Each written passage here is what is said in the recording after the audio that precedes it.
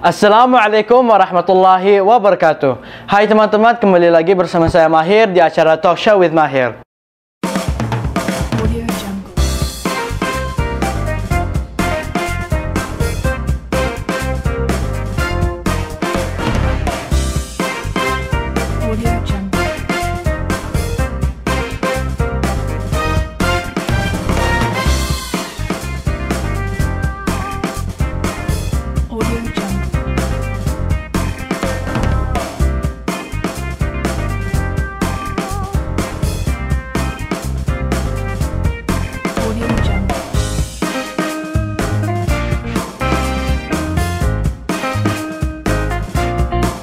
Nah, di Talk Show episode kali ini, bintang tamu kita adalah dokter ahli dalam bidang spesialis fisik dan rehabilitasi. Langsung saja kita sambut Ibu Dr. Putri Alfaridi Lubis dengan gelar SPKFR. Assalamualaikum Ibu. Assalamualaikum, waalaikumsalam. Sehat Ibu? Sehat, alhamdulillah. Alhamdulillah, sehat walafiat. Nah, teman-teman, topik kita kali ini adalah Besan Bincang Kesehatan bersama Ibu Dr. Putri. Nah, bagi teman-teman yang tertarik untuk menjadi seorang dokter dan ingin menekuni bidang yang sama seperti Ibu Dr. Putri, pas banget karena di talk show kali ini kita akan membahas perjalanan karir beliau dan juga mengetahui beberapa hal tentang bidang yang beliau tekuni, yaitu spesialis fisik dan rehabilitasi. Penasaran kan? Langsung saja kita tanya ke Ibu Dr. Putri. Nah, Bu, sebelum kita ke pertanyaan yang lebih dalam, mungkin bagi teman-teman yang di sana yang belum tahu apa sih bidang spesialis fisik dan rehabilitasi. Mohon penjelasannya ya, Bu. Oke, kita bicara santai aja ya. Iya, Bu, siap, Bu. Jadi, kedokteran fisik dan rehabilitasi itu salah satu di kedokteran bicarain soal fungsi. Jadi kalau kita bisa melakukan pekerjaan rumah tangga, itu artinya fungsional untuk aktivitas harian rumah tangga, oke. Nah, kalau misalnya dia pekerja guru, berarti fungsionalnya sebagai guru seperti apa? Nah, itu kita bicarain itu. Jadi dia pasti harus bisa bergerak dengan baik, bisa menulis, bisa bicara, jelas bicaranya.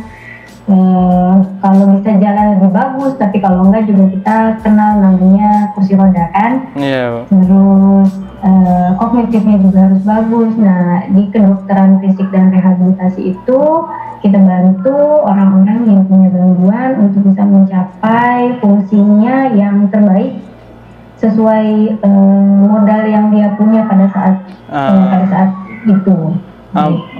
Berarti bidang ini tertuju pada orang-orang yang lumpuh, yang kurang bisa gitu ya, Bu? Iya, banyak sih yang datang ke kita dengan kasus lumpuh, tapi nggak hanya itu, kasus-kasus anak kebutuhan khusus seperti gitu ya, terlambat bicara misalnya, atau gangguan belajar pada anak, itu juga datang ke kami, ke spesialis kedokteran fisik dan rehabilitasi. Terus pasang-pasang nyeri pinggang, nyeri tangan, sakit kepala, nah itu juga datang. Kita kerjasama dengan dokter yang lain untuk menyelesaikan masalah pasiennya. Oke, begitu ya, Bu. Baik, Bu, sekarang kita ke pertanyaan yang lebih inti. Bagaimana Ibu bisa pertama kali tertarik untuk menekuni bidang ini?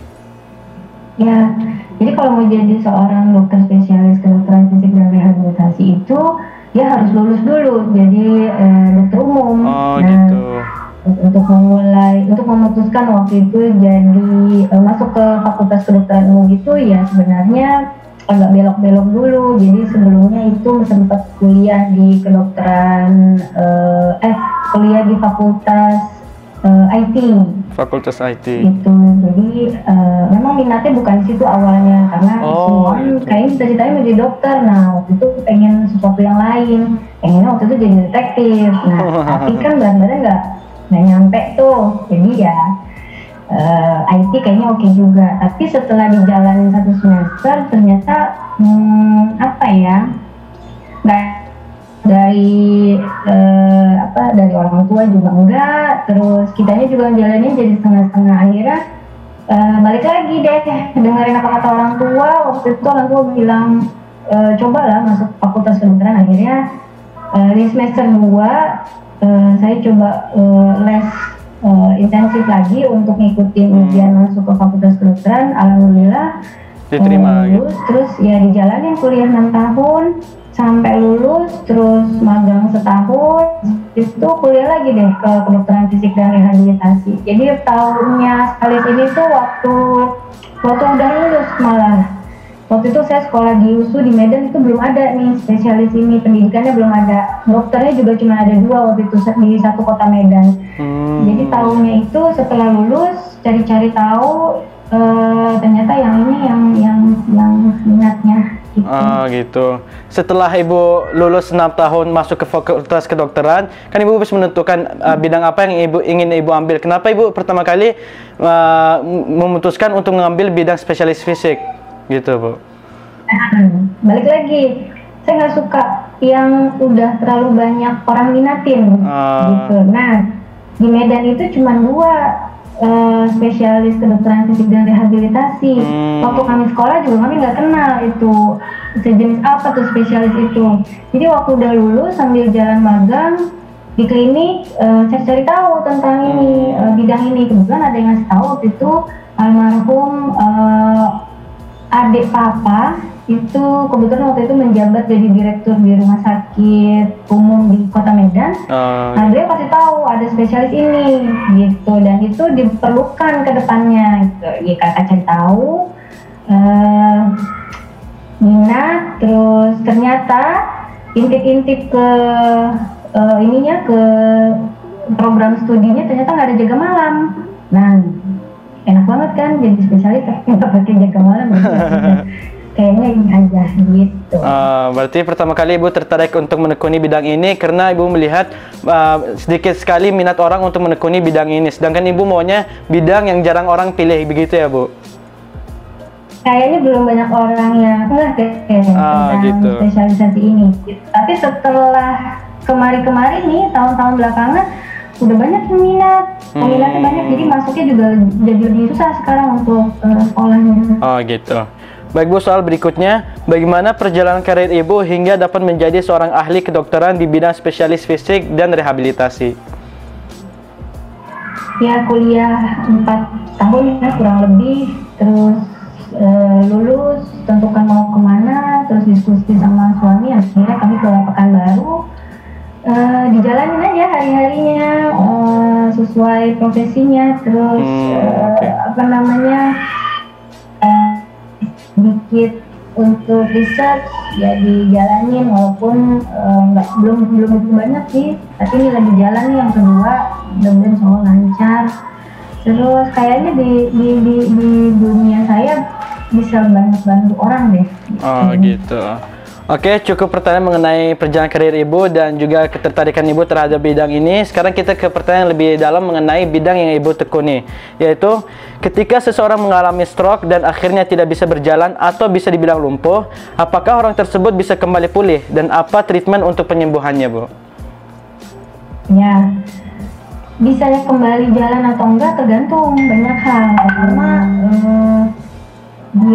si pasien ini waktu stroke itu kerusakan di pembuluh darah otaknya seberapa luas, seberapa banyak pembuluh darahnya yang pecah ataupun nyumbat, terus bagian otaknya seberapa luas yang terlibat di situ yang rusak.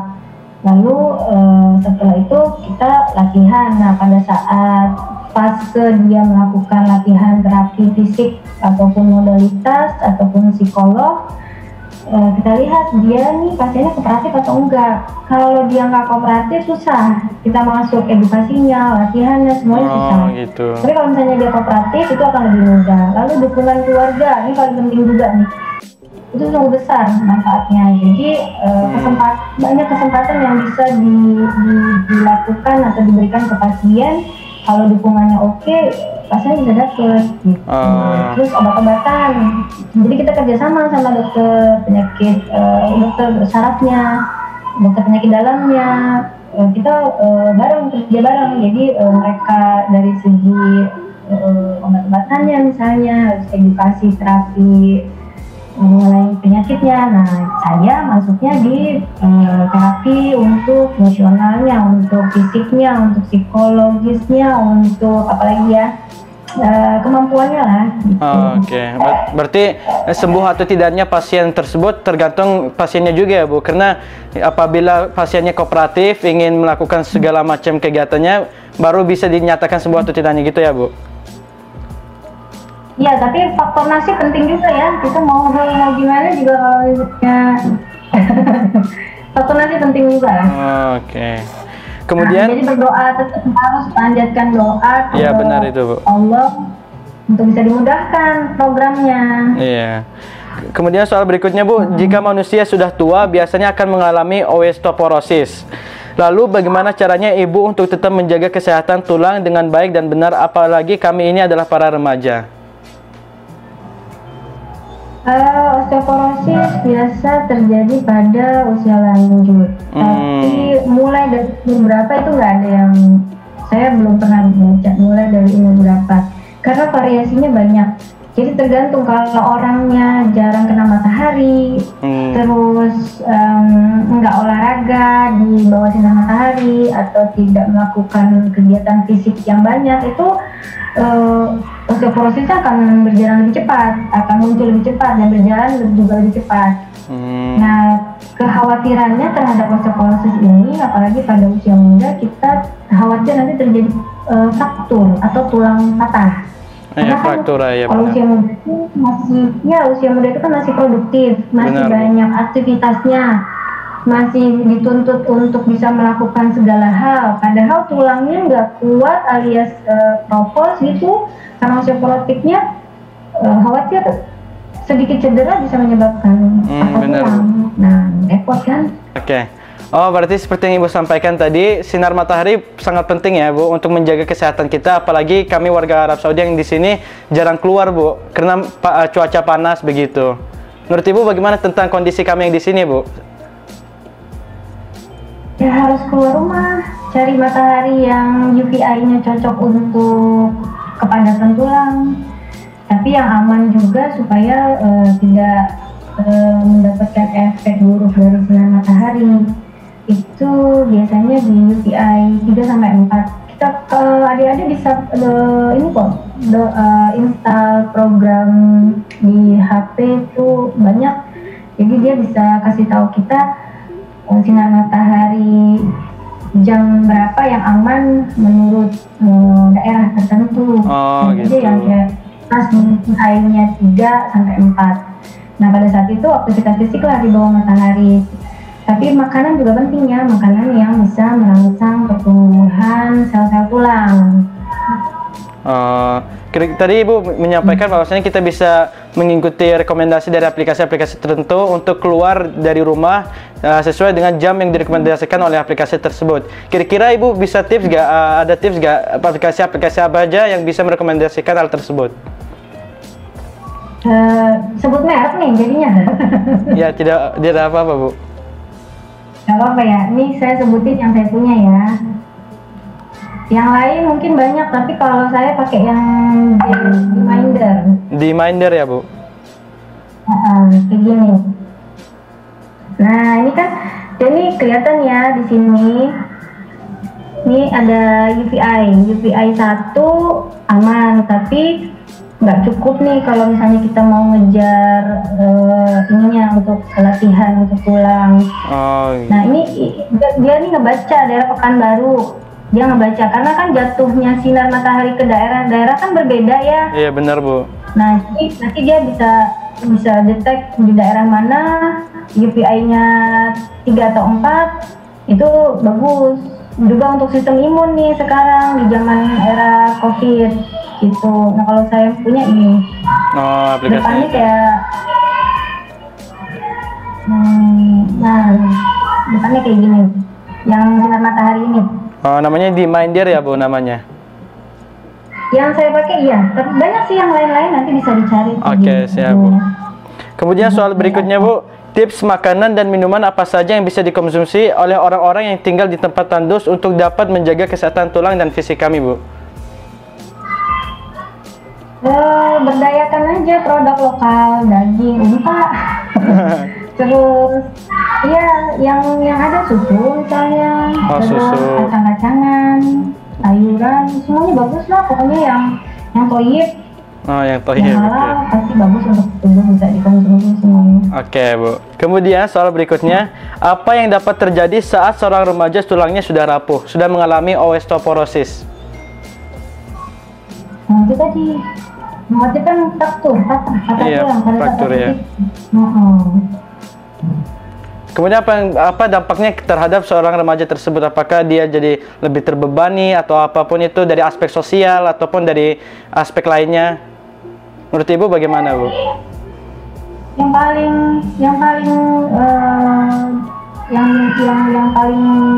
paling cepat diterima oleh si anak itu nanti nyerinya. Nyerinya Karena ya, Bu? nyeri. Iya, kedua nanti kalau terjadi patah tulang pasti akan ada gangguan gerak kan? Iya, benar. Gangguan gerak, terus mungkin dia harus menjalani pengobatan, operasi, rawat inap segala macam, lalu penyembuhan. Setelah operasi patah tulang kan nggak bisa langsung banyak digerakkan, ada keterbatasan. Nah itu nanti akan mengganggu aktivitas dia sehari-hari. Oh, gitu. Kemudian, Bu, soal berikutnya, apakah orang yang secara genetik orang tuanya tidak tinggi bisa menjadi tinggi, Bu? Ini pertanyaan sejuta umat nih, Bu. Iya, sejuta umat. Faktor genetik berpengaruh terhadap tinggi seseorang. Iya. Itu sampai di website IDAI, Ikatan Dokter Anak Indonesia, itu di situ ada rumus yang bisa ngitungin tinggi badan, potensi tinggi badan seseorang itu seperti apa. Itu bisa dihitung. Jadi kalau kita tahu berapa tinggi badan ayahnya, kita tahu berapa tinggi badan ibunya, masukkan ke dalam rumus nanti keluar. Jadi si anak itu gitu. range-nya itu akan berapa tinggi badannya, itu bisa. Tapi Gitu. balik lagi, aktivitas gerak mulai dari bayi, anak sampai dia pra remaja itu berpengaruh. Terus makanan harian, gizinya itu berpengaruh. Banyak faktor lah. Gitu. Berarti selain dari faktor makanan, kemudian gerakan aktivitas yang dilakukan oleh orang tersebut, tetapi juga faktor genetik tetap berpengaruh ya, Bu? Gitu. Ya, faktor genetik, balik lagi nasib juga ya. Nasib juga ya, Bu. Harus terima kenyataannya, Bu. Ya. Kemudian soal berikutnya, Bu, pernah ke Eropa, ngapain di sana? Ngapain aja di sana, Bu? Jika pernah ke Eropa, Bu. Karena kami dengar Ibu pernah ke Eropa, ke benua Eropa. Ceritakan dong, Bu, Ibu ngapain saja di sana, Bu? Sedikit cerita lah, Bu, tentang hidup Ibu. Waktu itu saya yang pertama itu ke Switzerland. Switzerland. Ke kota Bern. Waktu itu ada event workshop. Ada event ilmiah, dilanjutkan dengan magang selama 1 minggu di rumah sakit di kota Bern. Ya, diselingin jalan-jalan lah, udah jauh-jauh kan ke Switzerland. Iya, benar, Bu. Masa kita nggak jalan-jalan? Sayang banget, Iya, Bu. jalan-jalan. Jalan-jalan ke kota-kotanya yang lain, ke Zurich, terus cobain gunung esnya. Terus setahun kemudian itu ada event ilmiah lagi di Paris. Waktu itu sebelum nyampe Paris kita jalan-jalan dulu lah ke Belanda, ke Jerman, ke Hungaria, Budapest, terus mana lagi waktu itu ya, Itali. Nah, penutupnya kita stay di Paris selama seminggu lebih. Masya Allah. Ngikutin kegiatan ilmiah sambil jalan-jalan lah di kota Parisnya. Tadi Ibu sampaikan kalau misalnya Ibu pernah magang di Edinburgh. Kira-kira magangnya meliputi kegiatan apa aja, Bu? Kalau misalnya di luar negeri. Apa perbedaan magang di luar negeri dengan di dalam negeri, Bu? Waktu itu kita magang sebagai observer di... Bentar ya. Oke, boleh. Silakan, Bu. Waktu itu magang di klinik rehab jantungnya rumah sakit di kota Bern, Insa Hospital namanya rumah sakitnya. Kita magang seminggu, tapi efektifnya 5 hari karena mereka Sabtu Minggu libur. Kita ngamatin aktivitas kliniknya. Jadi kalau pasien dengan gangguan jantung, mereka apain di sana? Jadi mulai latihan, dosis latihan, kegiatan latihan, kita lihat. Kita dikasih izin untuk terlibat melihat. Gitu. Kemudian tadi Ibu juga pernah sampaikan kalau misalnya Ibu mengikuti beberapa event kedokteran di luar negeri. Kira-kira kenapa Ibu mengikuti event-event tersebut, Bu? Untuk apa, Bu? Untuk menambah Wawasan. pengetahuan. Oh, gitu. Ya, wawasan. Kita lihat dunia luar, terus kita pelajarin mereka seperti apa. Kita bisa lihat, kita bisa kaca di kita apa sih yang kurang gitu. Kita lihat dari mereka gitu. Terus kita ambil positifnya dari mereka. Semangatnya mereka, terus dedikasinya mereka untuk pasien, untuk diri mereka sendiri gitu. Oke, soal terakhir nih, Bu. Apa pesan Ibu untuk siswa-siswi Sekolah Indonesia Mekah, khususnya yang ingin masuk jurusan kedokteran dan ambil spesialis kedokteran? Sarannya? Boleh, Bu. Minta izin dulu sama orang tua. Oh, restu orang tua dulu ya, Bu. Ya, diskusi sama orang tua. Memungkinkan nggak, izin nggak, gitu. Tapi biasanya ya kalau orang tua, kalau anaknya udah mau, ya dia bakal bantu kan. Iya, apalagi bidang kedokteran, Bu. Sangat diharapkan anaknya untuk masuk kedokteran gitu, Bu. Ya, banyak Bu. Banyak kan? Iya, benar, banyak. Orang tua mau punya anak dokter, terus dari anaknya ya belajar, doa, terus banyak kanan kiri. Banyak kanan kiri dan belakang, banyakin wawasan. Ini anak saya nih. Halo. Masya Allah. Terus apa lagi ya? Ya harus usaha lah, harus bisa lulus ujian. Ya semua ujiannya, dari ujian dari sekolah, ujian masuk, gitu. Oh, kemudian soal terakhir nih, Bu. Ini paling terakhir, Bu. Apa kata-kata yang Ibu sering tanamkan pada diri Ibu untuk menjadi lebih semangat lagi, Bu? Saat mungkin sedang terpuruk, sedang down, sedang tidak mood. Apa kata-kata yang Ibu tanamkan pada diri Ibu, Bu?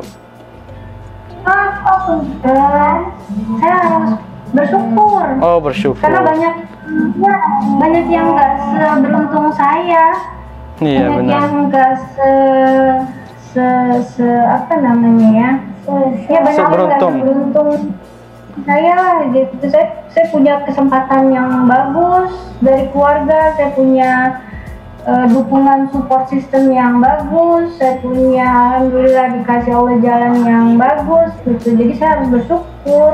Karena banyak yang tak mau memiliki itu, tapi mereka bisa maju terus, bisa happy, bisa sukses. Jadi kita jangan kalah. Oh, gitu. Kemudian soal berikutnya, Bu, apa arti ibu? Ibu. Iya. Ya, beliau tuh melahirkan saya, yang netein saya, yang gedein, yang cebokin, yang suka marahin, yang suka ngajarin, yang ngasih kehidupan, supaya saya bisa tahu kehidupan lagi di berikutnya.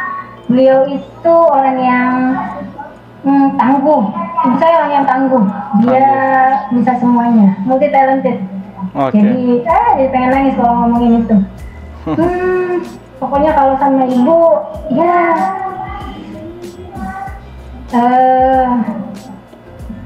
dengerin aja deh.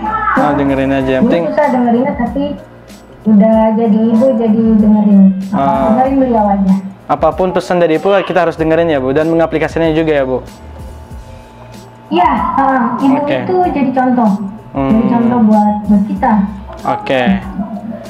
Baik teman-teman, Masya Allah senang sekali bisa berbincang-bincang mengenai perjalanan karir beliau dan juga bidang yang beliau tekuni. Kita bisa jadi ambil pelajaran dari hidup beliau dan juga semoga kita bisa mengikuti jejak beliau teman-teman. Dan lebih penting lagi, semoga kita bisa lebih perhatian lagi untuk menjaga kesehatan fisik kita.